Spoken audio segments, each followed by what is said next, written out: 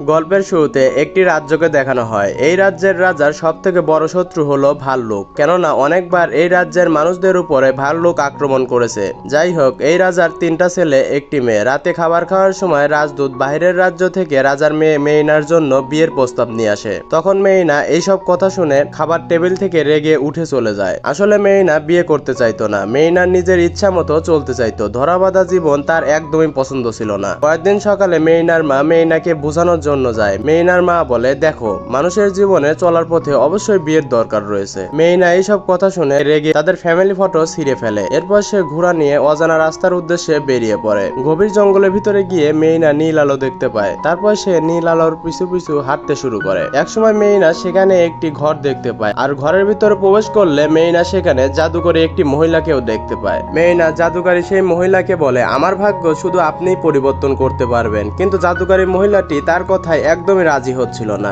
মেইনা তখন তার গলার লকেট সেই মহিলাকে দিয়ে দিলে মহিলাটি রাজি হয়ে যায়। আসলে মেইনা চাচ্ছিল জাদু শক্তির সাহায্যে তার মার মন পরিবর্তন করতে, যাতে তার মা আর কখনো তাকে বিয়ের কথা না বলে। এরপরে জাদুকরী সেই মহিলা জাদু মন্ত্র করে একটি কেক বানিয়ে দেয়। তারপর মেইনা সেই কেক নিয়ে রাজপ্রাসাদের উদ্দেশ্যে বেরিয়ে পড়ে। জাদুকরী মহিলাটি কেক দেওয়ার সময় মেইনাকে একটি মন্ত্র বলতে ভুলে গিয়েছিল। যাই হোক, কিছুক্ষণ পরে রাজপ্রাসাদে গিয়ে সে তার মাকে কেক খাইয়ে দেয়। কেক খাওয়ার কিছুক্ষণের ভিতরে মেইনার মা বড় একটি ভাল্লুকে পরিবর্তন হয়ে যায়। মেইনা তো খুব ভয় পেয়ে যায়। সে তার মাকে ঠিক করার জন্য আবারও সেই বৃদ্ধ জাদুকরী মহিলার বাড়িতে যায়, কিন্তু সেখানে গিয়ে মেইনা সেই জাদুকরী মহিলাকে কোথাও খুঁজে পায় না, যার কারণে সে খুবই হতাশ হয়ে যায়। এরপরে সেখানে জাদুকরী মহিলার হলোগ্রাফি ছবি ভেসে ওঠে। মহিলাটি জানায়, তুমি রেগে তোমাদের যে ফ্যামিলি ফটো ছিঁড়ে ফেলেছো, সেটা যদি তুমি সেলাই করে তোমার মার গায়ের উপরে দিতে পারো, তাহলে তোমার মা ভালো হয়ে যাবে। কিন্তু আগামীকাল পুরোপুরি সূর্য ওঠার আগে তোমার মাকে ঠিক করা না হলে তোমার মা সারা জীবন ভাল্লুক হয়ে থেকে যাবে। এরপরে সেই ফ্যামিলি ফটো ঠিক করতে মেইনা আর তার মা রাজপ্রাসাদের কাছে চলে আসে। রাজপ্রাসাদে অনেক প্রহরী থাকার কারণে তারা গুপ্ত রাস্তা দিয়ে সবার চোখ ফাঁকি দিয়ে রাজপ্রাসাদে পৌঁছায়। এদিকে মেইনার বাবা মেইনাকে খুঁজতে খুঁজতে তাদের রুমে চলে আসে। তখন সে সেখানে ভাল্লুক দেখে আক্রমণ করতে থাকে। মেইনা তার বাবাকে বোঝাতে থাকে ওটা আসলে ভাল্লুক না, ওটা তার নিজেরই মা। কিন্তু মেইনার বাবা মেইনার কোনো কথা শোনে না। তখন ভাল্লুকটি নিরুপায় হয়ে রাজপ্রাসাদ থেকে বের হয়ে চলে যায়। মেইনার বাবা মেইনাকে ঘরের ভিতরে আটকে রেখে ভাল্লুক শিকার করতে রাজ্যের সবাইকে নিয়ে বেরিয়ে পড়ে। মেইনা তার মাকে বাঁচানোর জন্য সেই ফ্যামিলি ফটো সেলাই করে কোন রকম করে সেখান থেকে বের হয়ে তার মাকে চারদিকে খুঁজতে থাকে। এদিকে রাজ্যের সবাই ভাল্লুককে ধরে ফেলে, মোটা মোটা দড়ি দিয়ে ভাল্লুককে বেঁধে ফেলে। তখনই সেখানে মেইনা চলে আসে আর সবাইকে বলে, তোমরা এখান থেকে চলে যাও, এটা কোনো ভাল্লুক না, এটা আমার মা। এত চেষ্টার পরেও মেইনার বাবা মেইনার কোনো কথা শোনে না। তখনই সেখানে বনের অন্য একটি ভাল্লুক চলে আসে